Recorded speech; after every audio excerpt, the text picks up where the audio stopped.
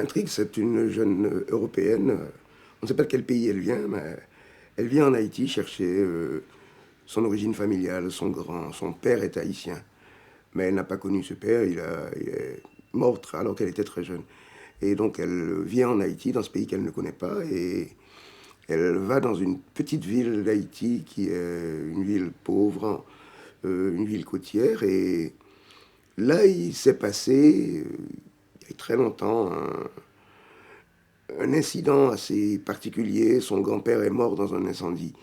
Et donc, tout ce qu'elle sait de sa famille, c'est ce père haïtien et ce grand-père mort dans l'incendie. Elle va donc sur les lieux de l'incendie pour essayer de retrouver donc son origine. Et le livre, c'est la conversation qu'elle a avec son guide, avec le chauffeur qui lui sert de guide et qui lui dit finalement, vous savez, votre grand-père, comment il est mort, c'est peut-être pas ça le plus important. Peut-être que le plus important dans la vie, c'est de ne pas penser à la mort, mais au contraire de penser à la vie et de se demander quel usage est-ce que je peux faire de ma présence au monde. Et c'est donc cette rencontre entre deux mondes très éloignés, un village haïtien habité par la paysannerie haïtienne, coupé, je dirais, du monde occidental d'aujourd'hui, et cette jeune occidentale qui, elle, est dans un tout autre univers. Les deux personnages sont justement ce chauffeur et cette jeune femme.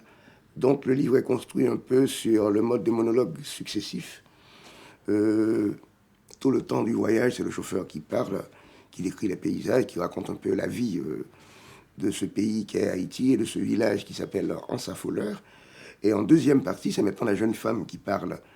Et toujours dans la structure du monologue, mais ce qu'elle se dit à elle-même est un peu en réponse à ce que lui a dit ce guide. Et justement, c'est encore la question du langage que je prête à l'autre. Partager le langage, partager une conversation, c'est quelque chose d'énorme, de très civilisateur, c'est quelque chose de très fondateur des relations humaines. Au XIXe siècle, Baudelaire parlait beaucoup de l'importance de la conversation. Donc ce livre, c'est aussi une conversation entre ces deux personnages si différents l'un de l'autre et qui pourtant se rencontrent. Parce que finalement, il n'y a qu'une seule humanité.